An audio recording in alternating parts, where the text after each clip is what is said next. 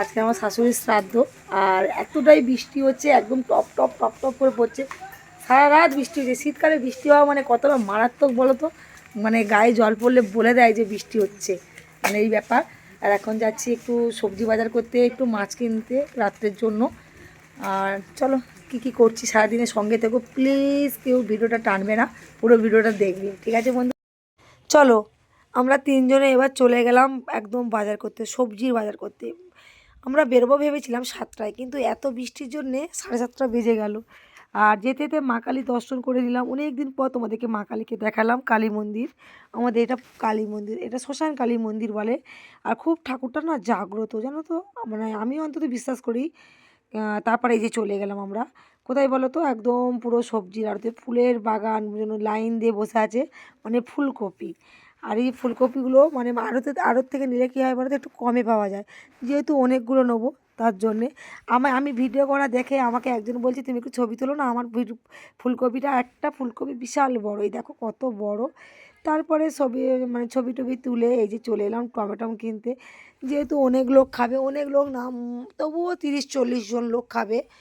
আর মানে যেটা সত্যি কথা, খুব বড় করে করিনি গো। আর একটু পয়সার অসুবিধা, তারপরে করার লোক নেই, যেটা সত্যি কথা। সবাই কিন্তু বলবে যে আমরা যাব আমরা যাব, কিন্তু করার লোকটা কেউ কম পাওয়া যায়। কী করবো বলো, বাৎসরিক কাজ তো করতে হবে। একদম ভেবেছিলাম একদমই করব না, 4জন আমরা যে ঘরে ফ্যামিলি, ওই 4জনই করব। কিন্তু কি বলো তো, মানে একে ডাকবো তাকে ডাকবো, তবু নেই 30-40 জন হয়ে গেল। বাবলা একটা মাছ কিনেছে দেখো, একদম আড়ত থেকেই নিয়ে নিলাম। এখানে মাছের আড়ত, সবজির আড়ত, সবই একই জায়গায় একদম। এই যে তারপরে ভারতে চিংড়ি মাছ পাইনি বলে পাল বাজারে এসে কিছু চিংড়ি মাছ কিনলাম। তারপরে তো বাবলার প্রচুর খিদে পেয়ে গেল, এসে একদম চা নিয়ে বসে গেল, চা আর টোস্ট বিস্কুট ছিল বলে আমি মনে হয় এ যাত্রায় বেঁচে গেলাম। কারণ হচ্ছে ওর বাবা কোনো কাজই করতে চায় না। তার মার কাজ দেখে মনে হয় যেন বাবলার মার কাজ। কারণ হচ্ছে আমার বর একদমই কাজ করতে চায় না, জোর করে করে কাজ করানো। তারপরে শিমুল, সাগর, রাজা, মানে আর রাকেশও ছিল, প্রচুর হেল্প করেছে ভাই, বলার মতো না। পুরো যেন ঘরের মতো। এই যে আমাদের সাগর চলে এলো, সকাল সকালই চলে এসেছিলো, ও আমাদের সঙ্গে বাজারই করছিল। আর এখন আমি বসে পড়েছি। হ্যালো বন্ধুরা, এই যে সবাই বাজার টাজার করে এসে বসলাম। আর আমার মা এসে, মা চা বসিয়েছে, ওরা দুধ চা খাচ্ছে, আমি আর দুধ চা খাবো না, লেকার চা খাবো। যে হারে বৃষ্টি হচ্ছে, প্রচুর প্রচুর বৃষ্টি। আমি চান করে উঠে সবে বসলাম। আর এই দেখো কত বাজার করে এনেছি, এগুলো শুধু শ্রাদ্ধের বাজার। আর খাবার বাজার হচ্ছে ওই 5টা, রাত্রের মেনু হবে, এবেলাটা আর হচ্ছে না। আর তোমরা পুরো ভিডিওটা না টেনে দেখতে থাকো কী কী হয়। আর বৃষ্টি অজরে হচ্ছে, ভেবেছিলাম ছাদে করব, ছাদের তিরপল টাঙানো হলো কালকে, তোমরা দেখলে যারা আগের ব্লগ দেখেছো। কিন্তু বৃষ্টি আর থামছে না, আমাদের জল পড়ে ছাদটা পুরো ভিজে গেছে, ওই জন্য বারান্দায় করছি এক সাইডে। বারান্দাটা ছোটো হোক যা হোক, করতেই তো হবে, নিয়ম যে আজকে করব না কালকে করব, ওটা আর বললে হবে না, আজকেরই করতে হবে, যাই পার হোক। এই যে আমার মা, এই দেখো। তুই কখন এসছো? এই তো কিছুক্ষণ আগে এসে সব চা ফা খাওয়া হয়ে গেল, শুধু আমি রাকেশ এসছে অনেকদিন পর। রাকেশ কি মিষ্টি নিয়ে এসছে রাকেশ, বাবা এই তুমি মিষ্টি আনতে কে বলেছি? রাকেশ খা খা, ও আবার ঘুরে করলা। যদি না খাই তোরাই খাবি, তো আমি তোদের জন্য এনেছি। এই যে যেটা আছে সেটা কেটে খা। মিষ্টি আনতে আমি ওকে একটু বকলাম যে তোরা আনলিস কেন, আমার বাড়িতে কত কি খাবার আছে, সেগুলো খেয়ে শেষ করা যায় না। ও বললো কাকিমা একটু নিয়ে এসি খাও, তাই পারে হোক এনেছে। আগে ও যে মিষ্টিটা এনেছে ঠাকুরকেই দিলাম। তারপরে আমি একটু ব্রাহ্মণ এসছে, আমি একটু শাড়িটারি পরে নিলাম। আর আমার মা বসে বসে খাচ্ছে, ওরা মুড়ি খাচ্ছে, আমি তো আজ মুড়ি খাবো না, জাস্ট লিকার চা আর বিস্কুট খেলাম, তোমরা দেখলে। আর আমার শাশুড়ি মার ছবিটা নিয়ে চেয়ারে টাঙিয়ে দিয়েছি, মানে বসিয়ে দিয়েছি। কি বলতে যে কী বলছি আমি নিজেও মানে বলবো কি, সারাদিন না খাওয়া থাকলে যা হয়। তার পরের দিন কিন্তু আমি এডিটটা করছি, সেদিনকার এতটাই ব্যস্ত ছিলাম এডিট করার টাইমই পাইনি। আর আমাদের বাবলাকে দেখেই তোমরা বুঝতে পারছো যে বাবলা কী হারে কাজ করছে। বাবলা ছোটোবেলা থেকেই একটু ঠাকুর ভক্ত, ঠাকুমার মতো, ঠাকুমা যেরকম পুজো করতো বাবলা সেম পুজো করতো। আমার উপরে একটা আমার শ্বশুর শাশুড়ির ছবি ছিল, সেখানে একটা মালা পরিয়ে দিলাম। যেহেতু আমিও পুজোতে বসবো, পুজোতে মানে শ্রাদ্ধের কাজে বসবো, আমাকে ব্রাহ্মণ বললো তুমি যেখানে যারা বড় আছে সবাইকে প্রণাম করে নাও। আমি তো প্রণাম করেই নিলাম। তারপরেই দেখো আমার হাত থেকে একটা আইস্তি নোয়া খুলে দিলাম, কারণ হচ্ছে সোনা রূপো। চলো আমার বর মশাই অনেক দিন পর তার শাশুড়িমাকে প্রণাম করছে, মানে টাইমই পায় না আর কোনো দিন প্রণাম করার। আর আমিও এই যে সবাইকে প্রণাম টনাম করে এবার আমি বসে পড়বো একদম শ্রাদ্ধের কাজে। দেখো আমাকে শাড়িটা পরতে কেমন লাগছে অবশ্যই কিন্তু বলতে ভুলো না। অনেক দিন পর কিন্তু একটা নতুন শাড়ি পরেছি। এই শাড়িগুলো অ্যাকচুয়ালি কাজে পেয়েছিলাম, তারপরে আর পরাই হয়নি। সব বক্স খাটের ভিতরে বন্দি করে রেখেছি। আর কোথায় আর যাই বলো, শাড়ি যে পরবো।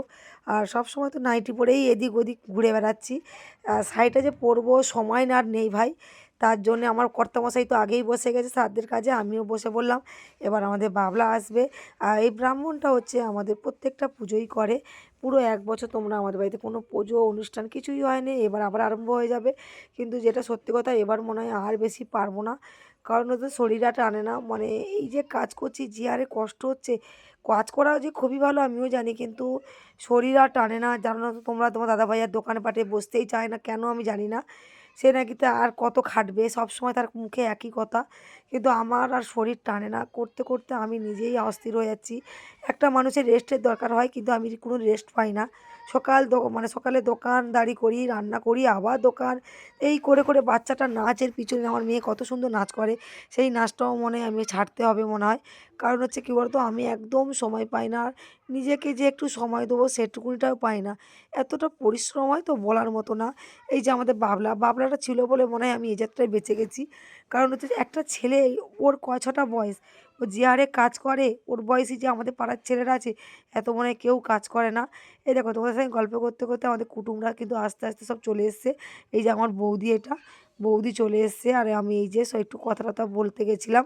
আমাদের বাবলা বলছে, মা তুমি এখন বসো, তারপরে পরে কথা বলবে। আমি বলি দাদা ওদেরকে বসিয়ে দিয়ে আসি, তারপরে বসছি। কী বলতো, বাড়িতে বড়রা কেউ না থাকলে যেটা হয়, একার সংসারে সব আর একজনের নাম না নিলে নয়। এটা হচ্ছে আমাদের মনিদি। মনিদি ছিল বলে আমি মনে হয় এবার যাত্রায় উদ্ধার হলাম।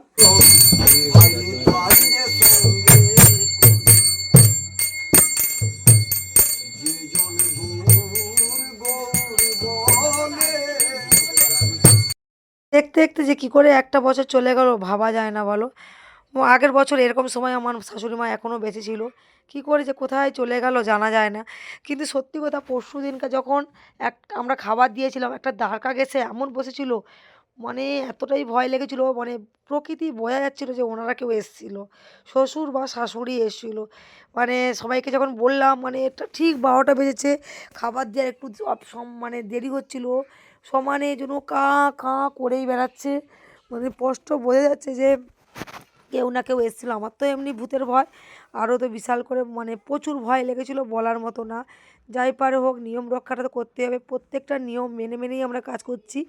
আর যখন শ্রাদ্ধের সময় আমার শাশুড়ি একটু দোষ পেয়েছিলো, তার জন্য তো প্রচুর টাকা খরচা করে সব নতুন জিনিস, নতুন খাট সবই নতুন দিয়েছিলাম, কোনো পুরনো জিনিস দেওয়া হয়নি। আর এই যে আমার আমার কর্তামশাই এখন না খেয়ে আছে, আর বলেছিল যে ওনাকে স্পর্শ করে থাকবে, আমাকে আমার ছেলে স্পর্শ করবে, মানে সবাই সবাইকে ধরে রাখতে হবে। আর এখন উনি এখন শ্রাদ্ধের কাজে বসে গেছে। প্রতিষ্ঠিত তস্মাৎ ভোজ্য সনাতন ত্রিলক্ষণাথ দেবেশ সর্ব।